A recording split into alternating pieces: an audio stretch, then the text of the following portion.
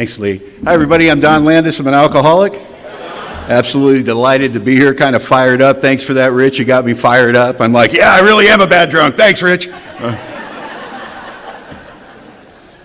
sobriety date is September 16th, 1991. I'm 26 years sober, so I can hear a first step talking. I don't have to feel bad because there's a little distance between me and that, but I hear a good first step talking. It brings me back. And I remember, you know what I mean? When it was never going to be okay. When I couldn't see a way out of this. I couldn't think my way out of it. I couldn't act my way out of it. I couldn't beg my way out of it. I was trapped by my own alcoholism. And I didn't know what to do about it. And I'm just delighted that I'm here this weekend. I'm 26 years sober.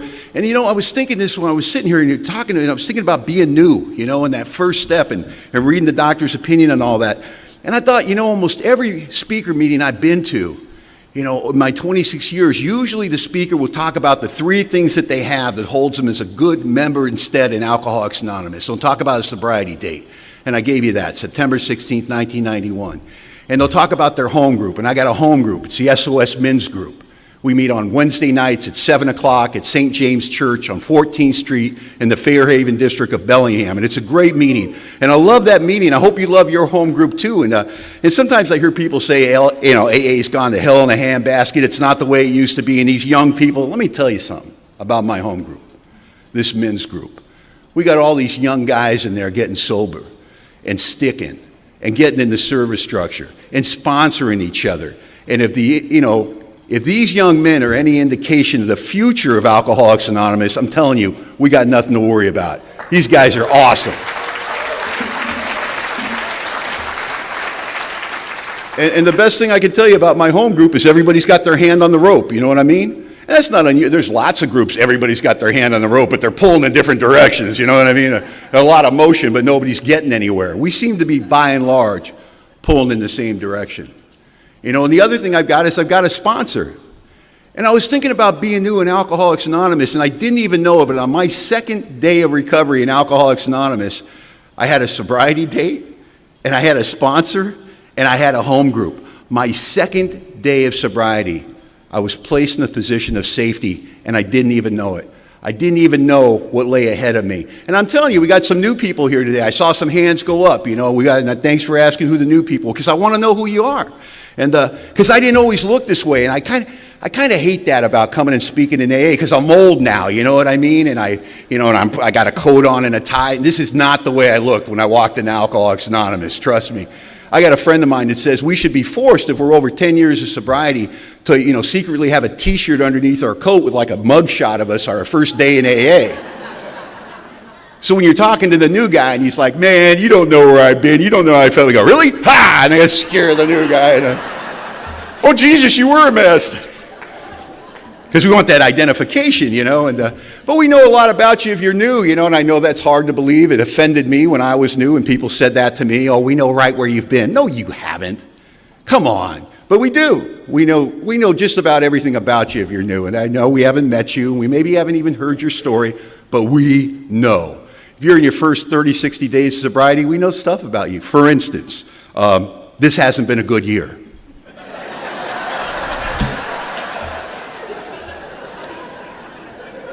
Wasn't a good year for us either. And I've been tasked to talk about the second step, you know, and I'm really excited about that. And I'm a good choice for it, you know. I'm not a guy that had a problem with God. I'm not a guy that believed in God or didn't believe in God. I wouldn't have been able to give you labels. I wouldn't have been able to say, well, I'm agnostic or I'm atheist. It wasn't coming up in the bars I was drinking in. The question wasn't being posed, you know. You weren't firing back shots of whiskey, you know, doing rails off the bar and coming up and going, so, what's your conception of higher power? The crowd I was running with, we weren't talking about these deep spiritual questions. Wasn't going on. So I came to AA, I'm intimidated. What am I intimidated by? I'm intimidated by the steps. I'm intimidated by the God talk. I'm intimidated by this word God. Higher power. You try to soften it up, don't you? Well, it's higher power. It's God as you. I know what you mean. You know, I may be at the low point of my existence, broken in half, and a loser wearing my wardrobe, but I know what you mean. You're talking about God, that God. The God I don't want to meet. The God, if he exists, he wants a piece of me. The God who I'm in trouble with because of the way that I've lived. Because I've been living in a manner where I've been drinking whiskey and hard and as fast as I can to shut down those memories of how I've treated his kids. I've damaged everyone that's had the misfortune of caring about a loser like me. And now you want to reintroduce me to that, God. No, I don't really want any part of that. So I love being able to talk about the second step, about how wrong I was, the old ideas I had. And old ideas kill us in Alcoholics Anonymous. We read the portion of chapter 5 in most meetings we attend. We got to get rid of our old ideas, but we never qualify. What are those old ideas? Here's the biggest one I had. I was brainwashed when I showed up in AA. Completely brainwashed. And I was brainwashed, curiously enough, by the people that loved me the most and wanted the best things in the world for me.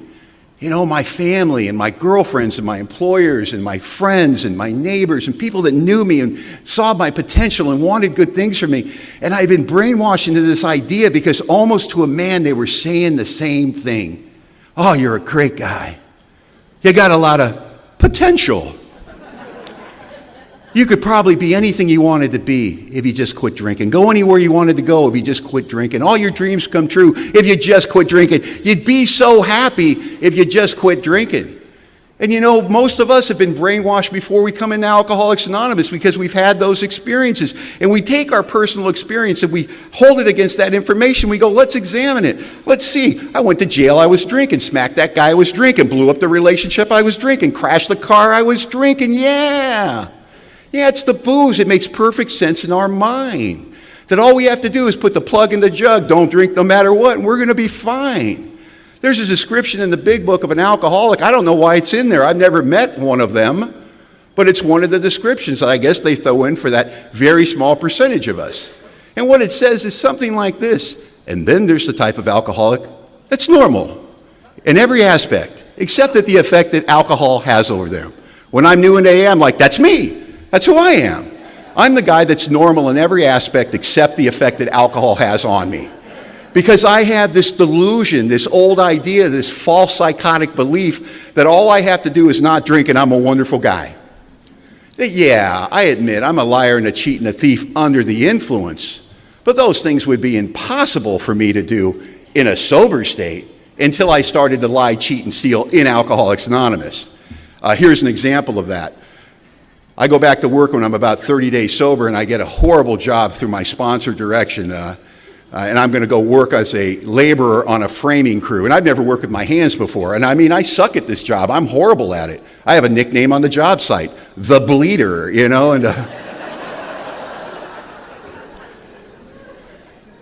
And I'm irresponsible and I'm undisciplined. And I had to get up really early, like 4 o'clock in the morning, to walk down the hill to get picked up, no gratitude for somebody picking me up to take me to this job.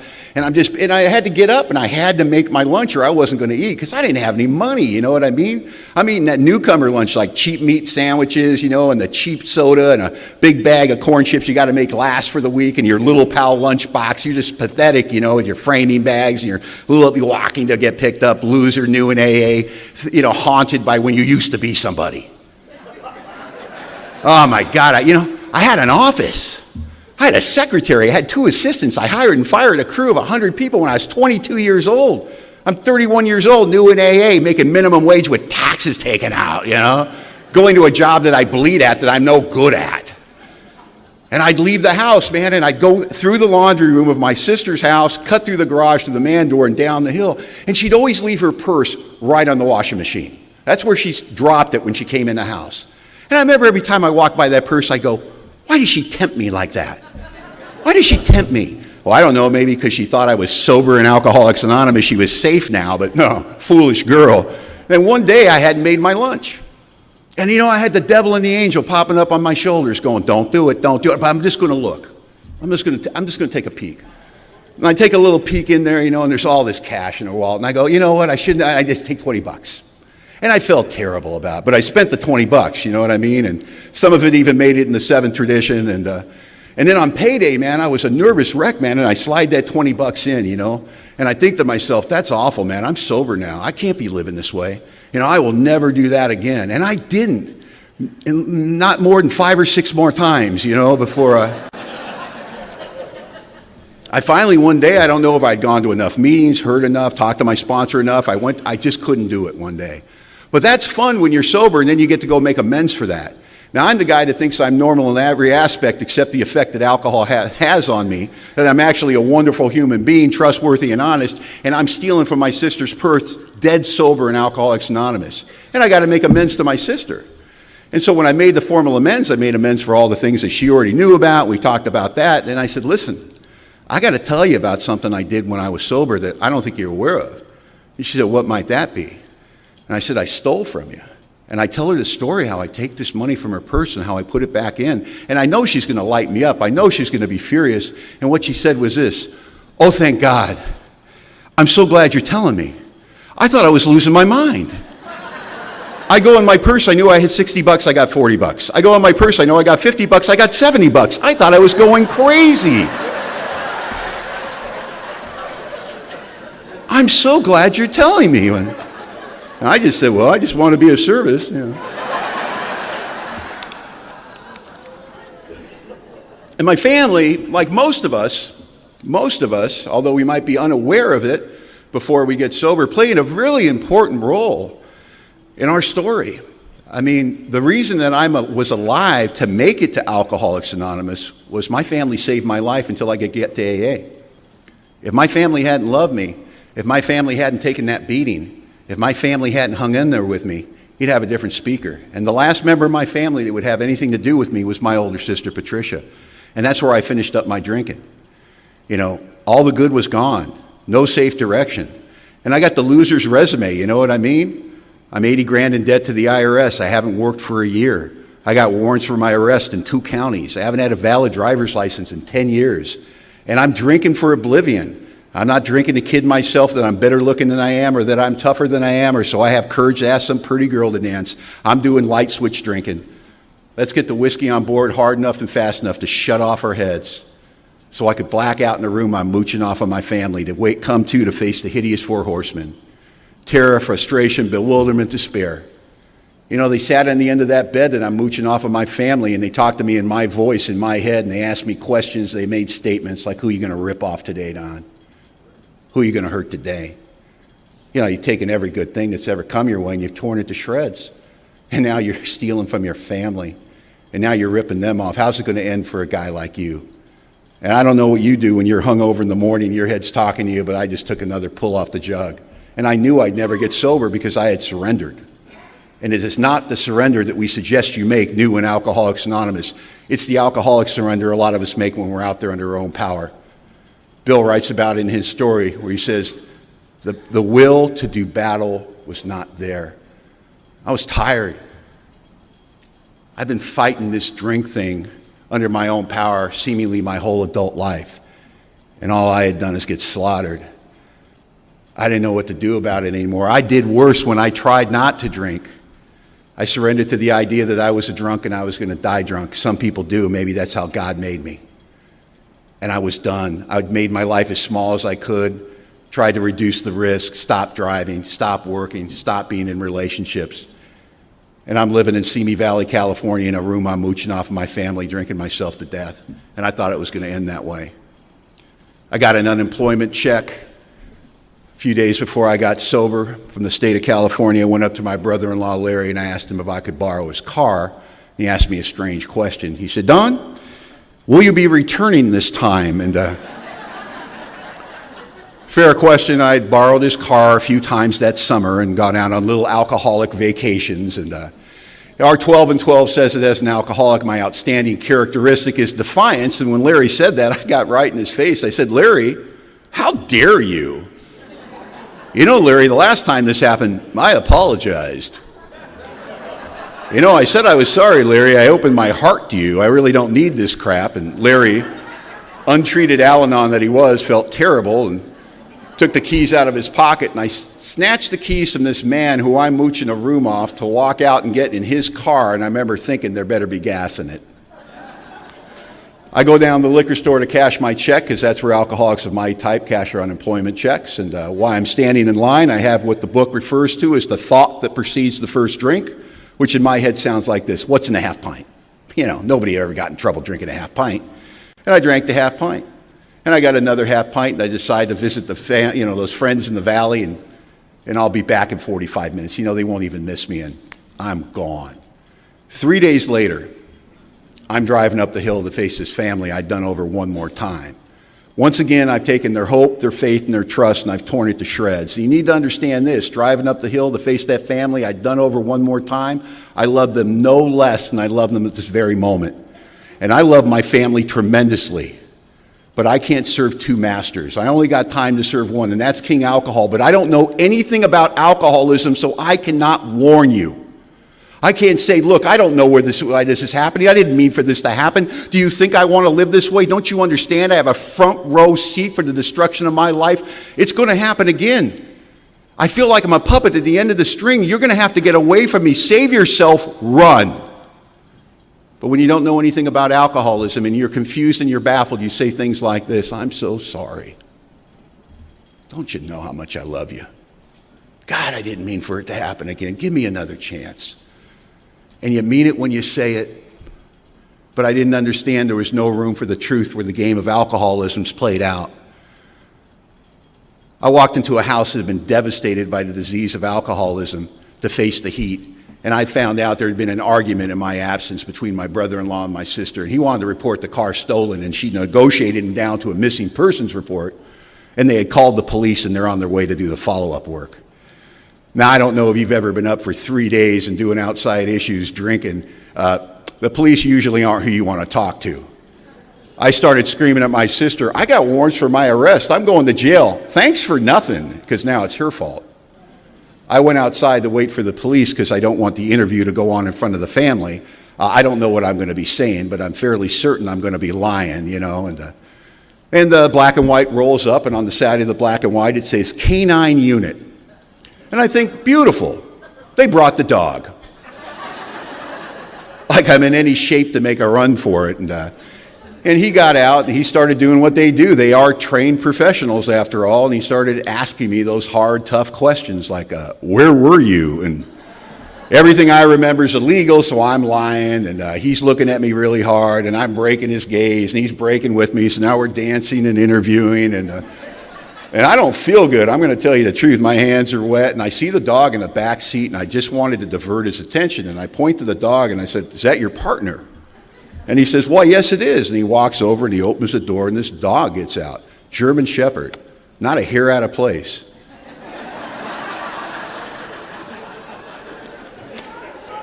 Like a Rin Tin Tin reincarnate. And with no prompting on my part, he started to relay facts to me about the dog's life. Dog's past mandatory retirement. They can't retire him. He's too good.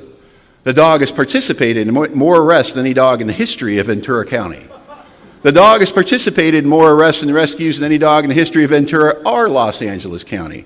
This dog was so phenomenal that the officers took a collection out of pocket to send him over to Europe for international competition where he kicked butt on German Shepherds. Right?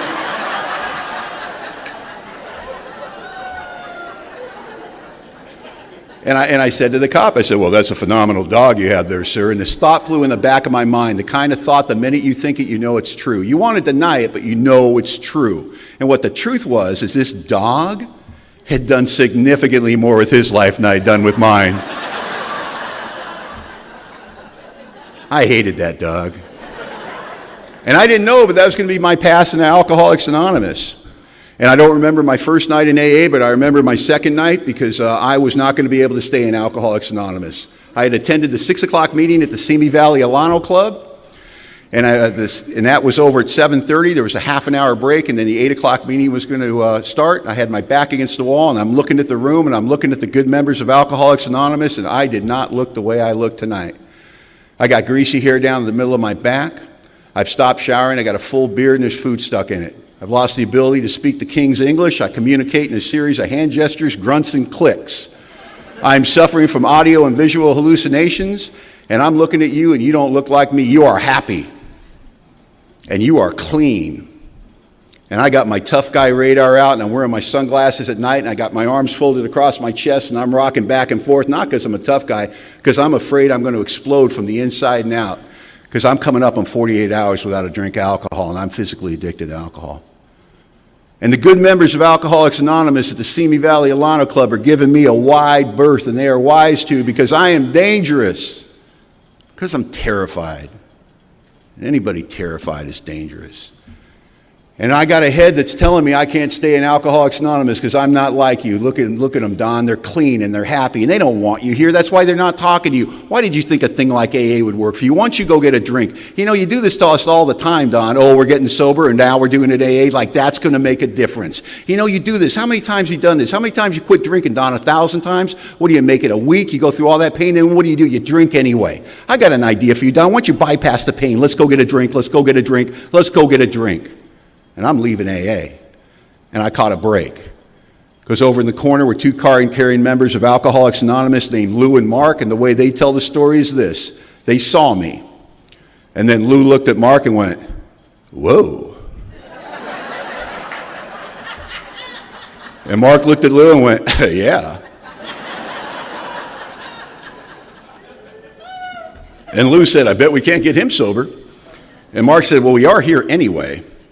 And they did something that I believe is the most important action we take in a meeting of Alcoholics Anonymous, certainly more important than who's speaking and how the meeting's set up or who's making the coffee.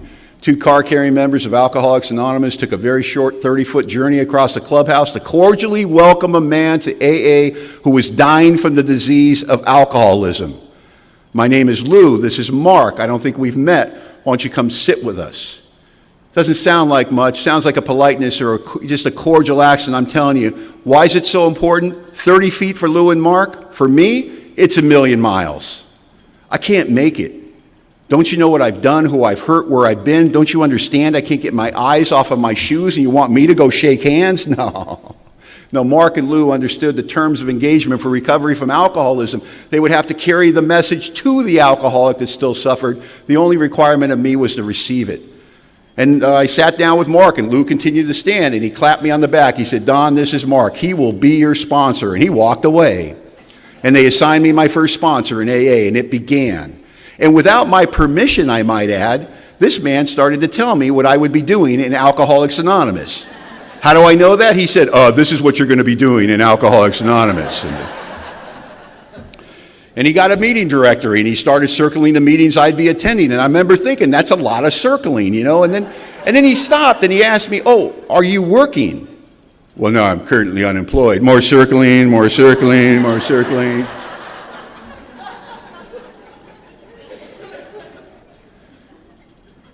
There's a line in the big book that's very important to me.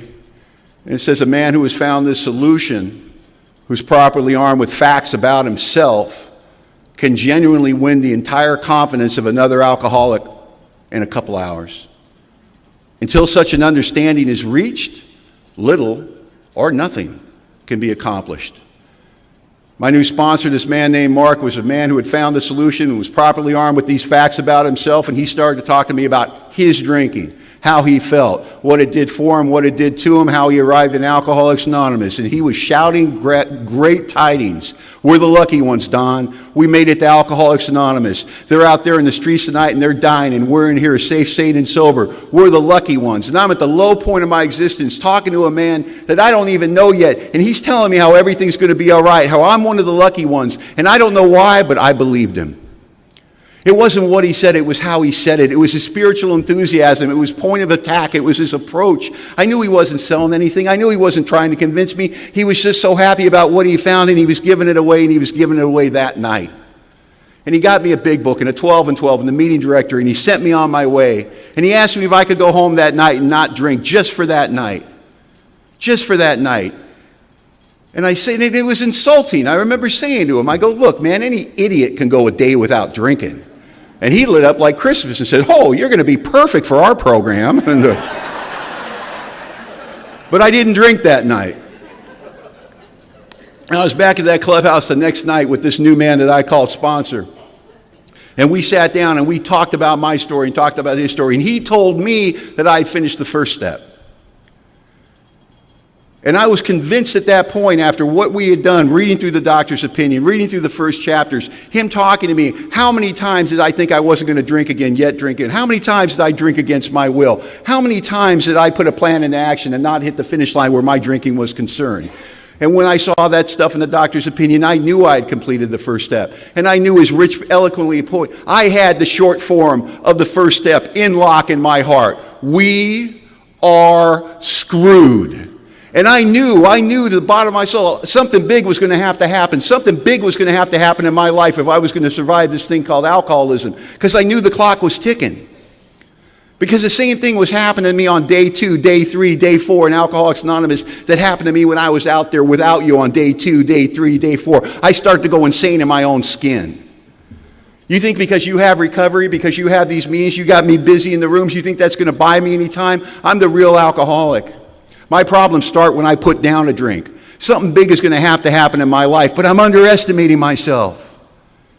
I don't understand that I've got the most perfect thing that an alcoholic of my type can have new in Alcoholics Anonymous. And I don't know that, but it's okay because my sponsor does.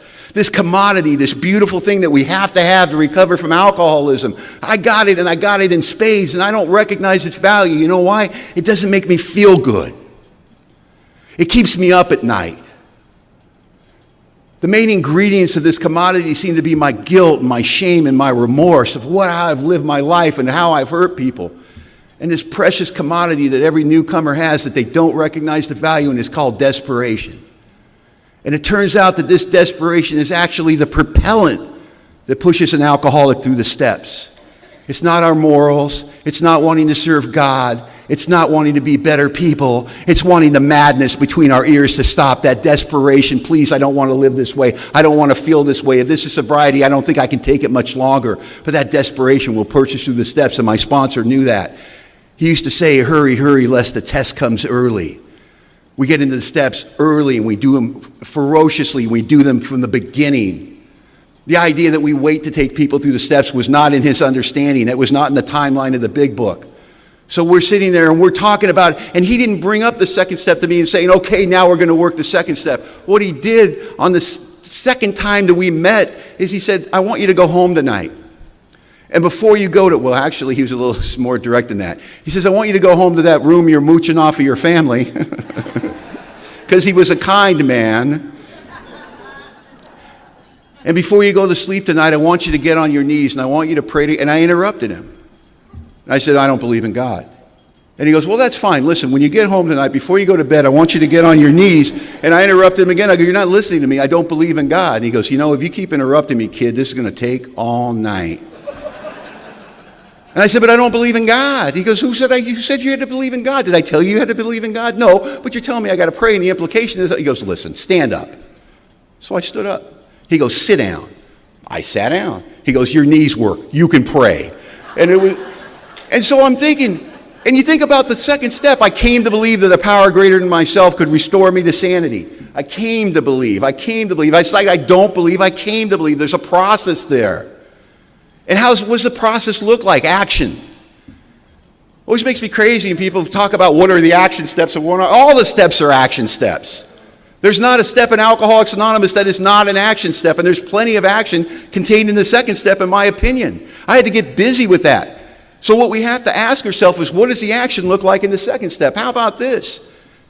How about the perfect willingness of the newcomer who doesn't believe in God, who's willing to get on his knees at the low point of his life because he's had a guy called sponsor in his life for 2 days and say the words that his sponsor said to say. God, thank you for keeping me sober today. Please reveal your will to me, and please let me sleep through the night. And when I got up in the morning to say, good morning, God, please keep me sober today, reveal your will to me, help me be of service today. And I remember saying those words, and I'm not feeling anything. I'm not thinking they're bouncing around the wall. I'm thinking deep spiritual questions, crazy stuff like, should I be dressed for this? You know, that's what I'm thinking. But I got a sponsor. I got somebody to take the deep spiritual questions too. So the next day at the clubhouse, I grab my sponsor and I say to him, I said, listen, you know, I was praying last night. I sleep in the pub. You know, I wasn't wearing, should I be dressed for that? And he goes, oh, God. He said, look, kid, God made you. He knows all about you. He knows what you look like. It's okay. Just never bring it to me again.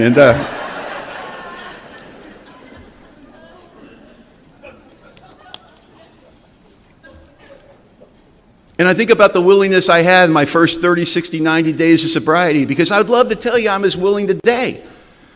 And I'm a good AA member, don't get me wrong, man. I sponsor people, I go to meetings, I never say no to an AA request. I'm a good AA member, I'm a card-carrying member of Alcoholics Anonymous, but I know the truth. The willingness that I have today is not the same willingness I had at 30, 60, 90 days. You know why? It's easy for me today, because I know it works. I've had the psychic change. I've had my life change because of Alcoholics Anonymous. I got that bounce in my step and that glint in my eye. I'm not afraid to tell you that the best thing that ever happened to me was Alcoholics Anonymous. You'd be a damn fool to miss it. That's easy for me today because I know it works. 30, 60, 90 days, I didn't. And I took the actions anyway. The greatest demonstration of willingness that we can make is when we're new in Alcoholics Anonymous and we take those actions we do not yet believe in. And that second step is the invitation. It's the introduction to the solution. It's not the solution, it's the invite. Because that's what we do, and Gary talked about that's what we do in Alcoholics Anonymous. We invite, come with us. And what we read today before we started the meeting, we don't think that God makes hard terms on us. We believe the realm of the Spirit is broad, roomy, and inclusive. Everybody is welcome, never forbidding or exclusive. And what does that look like in our lives? And I love good AA. Good AA, there's not an invitation list. When my wife and I got married, good member of Alcoholics Anonymous, she said, who are we going to invite? I said, everybody. She goes, we can't afford that. I go, we can't afford not to. 350 people showed up at our wedding. We just made it work, because we're in the realm of the Spirit, broad, roomy, and inclusive. Everybody's included in my life. We have something at our house. We don't send invitations out. We put flyers out. We put it on social media. This is where we live. This is what time it is. Come over. You break bad, we'll handle that. We're not worried. Come on over. Bring the newcomers. Bring everybody, because that's what AA is based on, invitation. And what is the second step but an invitation to what? To a new life. To a solution beyond our wildest understanding. But we got problems with the second step, don't we? You know why? Because we're intellectual. We're intellectual. We're so smart. And now I'm a brilliant guy. Just ask me. I'm so smart, I'm the kind of guy that right before I go to the emergency room, I say smart stuff like, hey, watch this. I'm bright. I'm smart like that. But I got a sponsor. My sponsor has great things because I'm the guy. I'm like Bill Wilson, man. And I love that when Ebby comes, and they talk for hours. And Ebby, I look at Ebby, he's like his spiritual warrior, man. He's in the Oxford group. He's trying to carry a message to his childhood friend. He's trying to say Bill, and he feels like he's making progress. He's talking about the God thing with Bill, right? And he's crawling up this hill, this spiritual hill. He's got to get up to turn Bill around. And he gets up to the top, and every time he does, Bill's prejudice rises up in him. And he thinks about the chicanery of war and man's inhumaneness to other men. And he thinks about the hypocrisy of man. And he remembers what he said. If there was a boss, it was the devil eternal. And he certainly had me. And he swats away the God idea from Ebby. But Ebby doesn't give up. And he keeps talking to Bill. He keeps arguing with Bill. He keeps trying to do what? What's he trying to do with Bill? Is he trying to get Bill to believe in God? No. He's trying to create what? Open-mindedness. See, what our sponsors do for us in the second step, they create open-mindedness. What the chapter We Agnostic does, it creates open-mindedness. What is that? Teachability. I don't have to believe, I just have to be open-minded that maybe there's something I don't know. Do I know everything in the world, Don? Of course I don't. Then be open-minded about this. But we're not. Only in a book like Alcoholics Anonymous and We Agnostic could we write something like this. To be doomed to an alcoholic death or to live on spiritual principles are not easy alternatives to face. The real world, when they go, what are you talking about? What are you, nuts? Die an alcoholic death, live by spiritual principles? Take the spiritual principles. Take door number two. But we're alcoholics. We're in AA. You know what we say? Well, how bad an alcoholic death are we talking about? We talking about lingering, wet brain? Are we just talking about car accident? What are we talking? Only in AA because we're intellectual. And this is what defeats us when we're talking about God, because we're talking about spirituality. We're talking about something that is not of intellect. When we go through the steps, we have to take them on a spiritual plane. We take them spiritually. We don't take them in an academic. This is not a curriculum. This is not something that we go through, we finish, we get our diploma. Congratulations, you graduated from AA. Now skip down the road and help somebody, for God's sakes. That's not how it works. It's a design for living. It's a shift in consciousness. It's a change in approach. Our approach to life is going to change. How's that going to change? How do we approach the second step? There's two ways to approach it. I'm either going to try to prove it's wrong. That's one approach. Or, God, I hope it's right. That's the second approach. One of them kills you. You decide which one. And that's the approach my sponsor decided. It's called the open-minded approach. So what does that look like? Because I'm not the kind of guy that's going to believe because you tell me you believe. All telling me that you believe does is it buys me some time. It cracks the door of willingness open a little bit. It cracks my mind open. It allows a little bit of light into open-mindedness because I believe in your story. I identify with your drinking. I identify with your failure. I identify with your pain. And that makes us the same enough, just enough, that I start to believe that you believe. Who is my first higher power? My sponsor. Now, people might think that's heresy. Well, you can't have a human being. The book's all over the place. Dependence on people ahead of dependence on God. I'm telling you, that's just my experience. Because before I had a God, I had a sponsor who had a God. And most of my direction came from his God, not mine, because I didn't have one. And so I would talk to him about these deep spiritual questions that I had. And he would talk to me. He goes, well, let's look at it this way, Don. What if it is true? Let's take it that angle. Because we're spending a lot of time with you telling me how it isn't true. Let's just for a game, let's play that game. What if it was true? What if you're just another child of a common God? What if we were all children of the same God? What if he loved you so much he would do anything to help you? What if your whole life he's had you in the palm of his hand, safe and protected, and you've been the one wiggling out of those hands your whole life?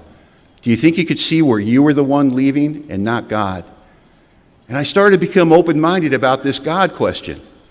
And the second step, a lot of people make it sound so simple, but keep in mind, this invitation that we take, it's an invitation that I'm going to go on a journey. I'm going to go try to find this God that you've already found, that you're telling me loves me, that wants good things for me. And how am I going to do that? What does that look like? Well, I start to take actions I don't believe in. What? Just praying in the morning and praying at night on my knees? That's just the beginning. I start to add what Bill talks about in his story. He says in the future, common sense was to become uncommon sense. I start running my life by a sponsor. I'm a nonconform. I love this. We come up here and we say the same thing and we say it like we're unique. Every guy I've ever sponsored in Alcoholics Anonymous always has to make sure I know two things immediately about him. He goes, first of all, man, you need to understand something about me, okay, right up front. You need to get that out there.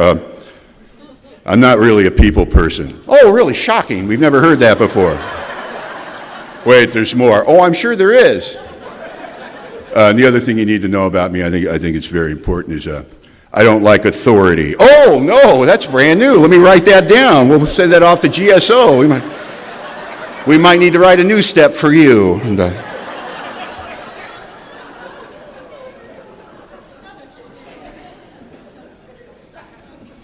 So why am I afraid of God? Because I think if God gets me, he's going to get even.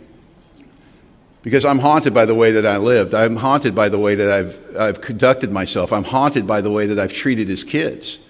How am I going to go to God? How am I going to go to God and be okay? How could he possibly love me after what I've done? And that's where sponsors come to the rescue.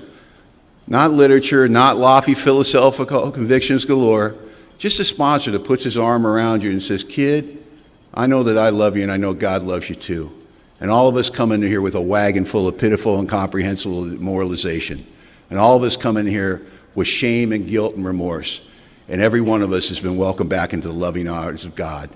And we got steps to clean up the stuff that you've done. And we've got a whole lifetime of living amends ahead of us that we're going to be able to do. And all we're asking you to do is be open-minded about it. So Webby's talking to Bill, and he's making this approach, and he's trying so hard, and every time he makes progress, he can't get anywhere. And the way I like to think of what happened is, if you've ever sponsored anybody, and you've ever talked to them about spiritual things, you know you hit this point with them where you just get tired of arguing. And you just want to go, fine, I don't care, go drink, I don't care, all right. Come back when you're ready, Jesus. Yeah. It's 2 a.m, for God's sake. Some of us have jobs, and go ahead, get in the halfway house, watch the big TV. I'm going to go home and go to work, And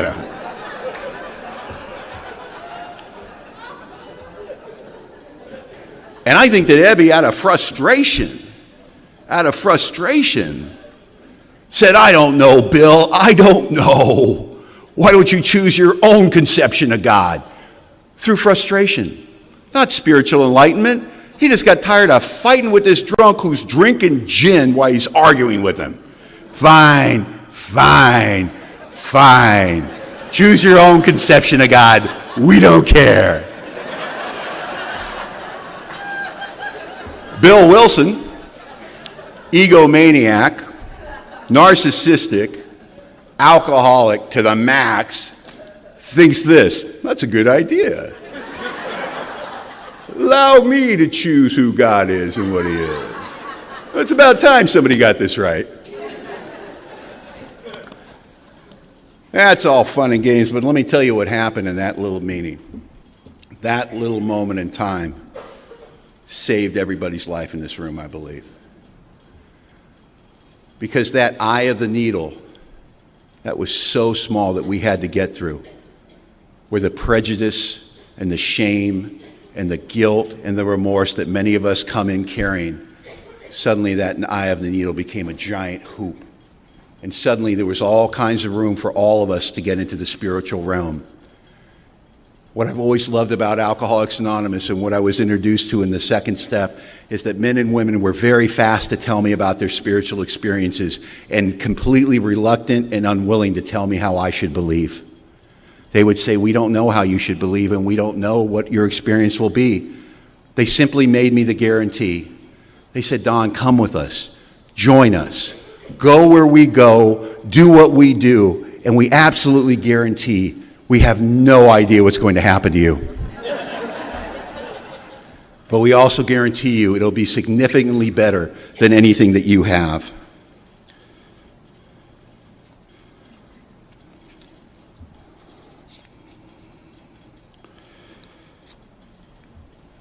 I'm introduced to this principle of personal powerlessness that Rich so eloquently talked about in the first step, where I admit that I'm powerless over alcohol. And here's the deal. But I don't believe my life is unmanageable. I believe that I'm the guy that as long as I don't drink whiskey, everything's going to be fine. And alcoholism becomes the great persuader in my case when I'm sober in Alcoholics Anonymous. How? I get uncomfortable. I can't sleep at night. I'm irritable. I'm restless. I'm discontent. I'm everything that Silkworth promises me a drunk like me will become when I simply don't drink. And I start to tap into this power. And what I love about that is, if you go to Spiritual Experience in the back of the book, which is a great reading for the second step, it says this, which is so true. It says, quite often, friends of the newcomer are aware of the change long before he is himself. He suddenly realizes that he's tapped an unsuspected inner resource that he presently identifies with a power greater than himself. What often occurs in a few months could seldom have been accomplished by years of self-discipline. Now, the thing about that that's interesting is it says that the friends of the newcomer are going to be aware of this positive change long before he is himself. Alcoholics Anonymous is always going to be the polar opposite of active alcoholism. And you know what? That's exactly how active alcoholism looks. Friends of the active alcoholic are aware of the change long before he is himself. My family was aware of it. My employer was aware of it. My friends were aware of it. They realized I was in trouble with my drinking long before I did. And I have to remember that in Alcoholics Anonymous, the people around me are going to be aware of the change in a positive manner long before I am. And why is that so important? Because if you're new in this room, you're going to hit a point in your sobriety, I guarantee you, you're not going to think this thing's working for you. And you're going to think we're lying to you. Because we're going to put our arm around you, we're going to look you in the eye, and we're going to say, you know what, you're doing great.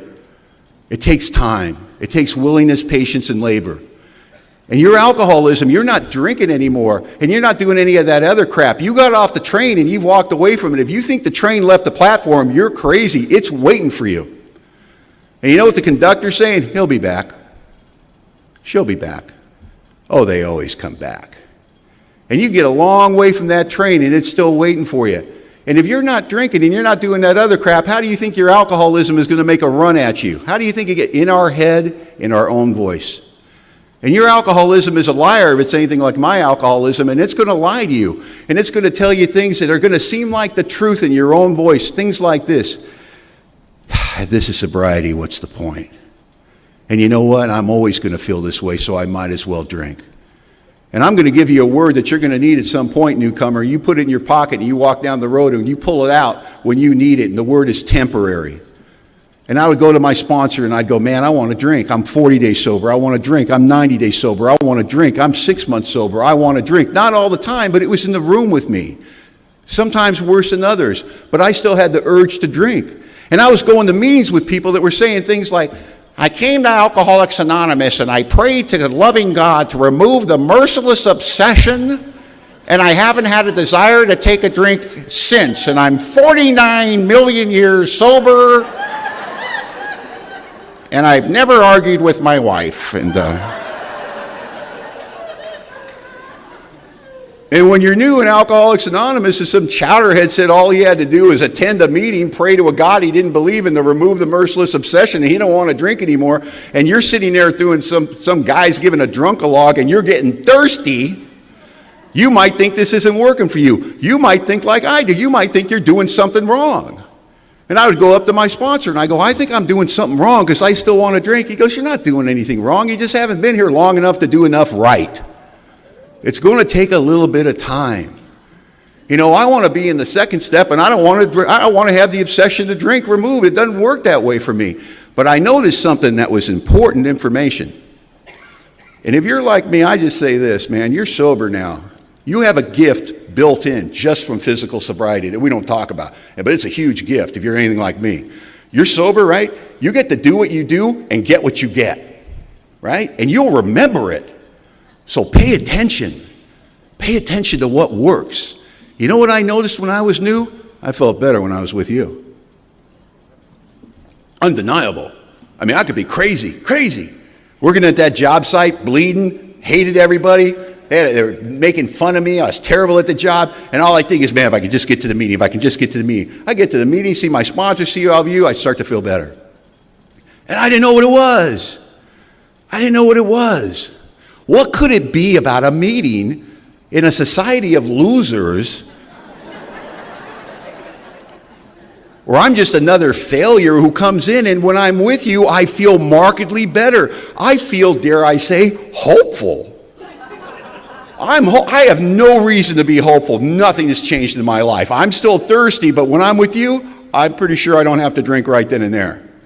And I'm pretty sure I can make it through another 24 when I'm with you. And for years, I racked my brain. I tried to figure out what happens when we come together.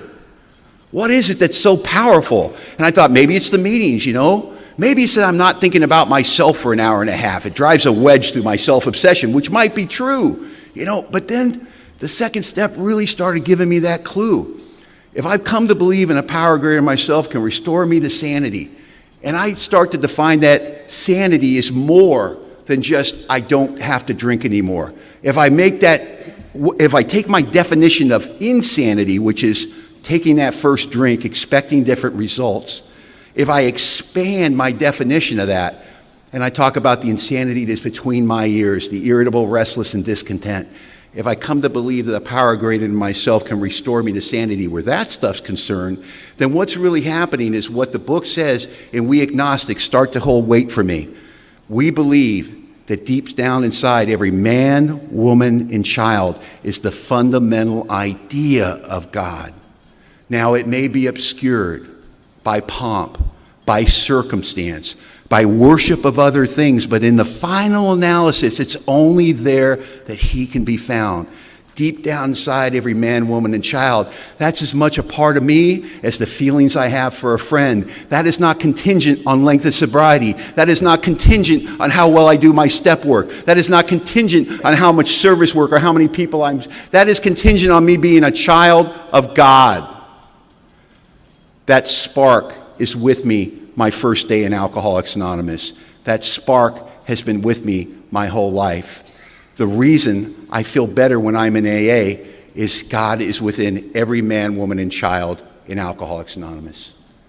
And when we come to meetings and we come together, whether it's our little home groups with 10 or 15 people or a big room filled like this, everybody brings a little bit of their God with them, don't we? And Rich is bringing his God with me, and I'm bringing my God with me, and Sheldon's bringing his God with me.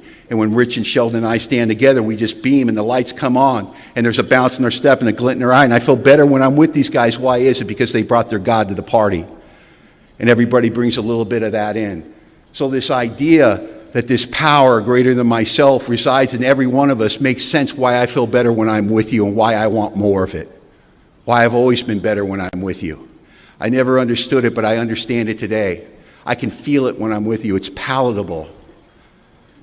And the book tells me, and Rich told you, he gave you this great story about the first step. And what does it boil down to? Lack of power. Rich had a lack of power. Lack of power is my dilemma. I have to find a power by which I can live. And it has to be a power greater than myself. Obviously, something big is going to happen. But where and how am I going to find the power? And that's what we're talking about in Alcoholics Anonymous. That's what this book is about. That's what everything that we're doing here is about, is finding that power. I thought I was coming to AA to quit drinking. Didn't you? Didn't you come to AA and go, oh, I really screwed up my life with all this drinking stuff. Oh, God, AA. 30 years of folding chairs and linoleum floors. I can do this, I can do this, I can do this. And we come to Alcoholics Anonymous and we find out that drinking's not our problem. It's living sober. And we start to find out that putting the plug in the jug doesn't do anything for us. And we start to work these steps, this design for living, this spiritual path, that with its successful consummation, what do we arrive with? It says we have a spiritual awakening. What does that look like? It means we get to ask one question and one question only to our God with nothing between us and the answer. Most important question an alcoholic will ever learn to ask and love to wait for the answer, which is, what would God have me do? What would God have me do? I feel sorry for the new people getting sober, and I'll tell you why. I got sober in 1991, the dark ages of AA. No smartphones. Isn't that something? It was shocking. You want to talk about dependence on people ahead of dependence on God? We didn't have that problem. You know why? My sponsor worked for a living. I had a bad time at 10 in the morning. I knew he was at work. There's no calling him. I had to do what he told me to do. You know what he told me to do until I could talk to him? He said, pray. Well, it looks like you're just going to have to pray. And I see him that night with my big problems. He goes, did you pray about it? Again, with the prayer stuff, all the time. I mean, I would call his house, man. I'd let it ring 30 times, man. If he didn't answer by the 30th time, it was one of two things. One, he didn't want to talk. Or B, he wasn't home. I just have to go to the meeting and hope he was there that night. I mean, it was crazy. Now I sponsor guys. I mean, I'll be up on a roof, and I'm in the roofing industry. I'll be up on a roof, 10, 12 pitch, hanging onto the chimney in a windstorm, trying not to die, and my phone will go out, and golly, I don't answer it. I guess that makes me a bad AA member, but I don't answer it. And I work for a living, and it may be a couple hours before I can get back to you, right? I called this one guy back 2 hours after he called me, and this is what he said. He said, oh, you're finally getting around to calling me back. Now, I don't know what the next thing he said was, but I'm sure it sounded like that. Hello? Hello? Did we get disconnected? Hello? Hello? I just hit the red button. I didn't have a problem at all. He called me back. He goes, I think we got disconnected. I said, oh, no, I hung up on you.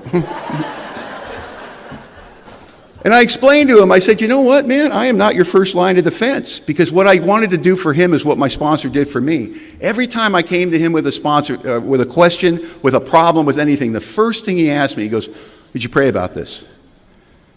Oh, no, man. I mean, that's why I have you, isn't it? And then he, no, that's not why you have me. No, go pray about it. And what I started to do was find out that I did not have a good conscious contact. Because I would pray about it, and I'd come back. He goes, what did you find out? I go, God agrees. I should kill him, you know? But what he started to do, and that's when a sponsor started playing his real role in the spiritual triangle, is he started to show me what was God's will and what wasn't God's will in my head.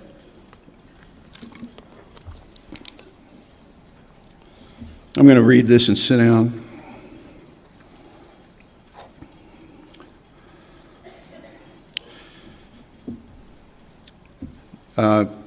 Page 568, Spiritual Experience in the 4th edition. Most of us think this awareness of a power greater than ourself is the essence of spiritual experience. Our more religious members call it God consciousness. Most emphatically, we wish to say that any alcoholic capable of honestly facing his problems in the light of our experience can recover. provided he does not close his mind to all spiritual concepts. He can only be defeated by an attitude of intolerance or belligerent denial. We find that no one need have difficulty with the spirituality of the program. Willingness, honesty, and open-mindedness are the essentials of recovery, but these are indispensable. I took the second step question with my sponsor, which in the big book is just a little question. It says, do I now believe, or am I even willing to believe in a power greater than myself? My sponsor asked me that, and I said, I don't know. I don't think I believe the way that you believe. He said, I'm not asking you to believe the way I believe. Do you think, Don, by some quirk of the universe, some oversight of your keen intellect, that you overlook the possible existence of a power greater than yourself? Yeah, maybe. Great. You're on the road to spirituality. Thanks.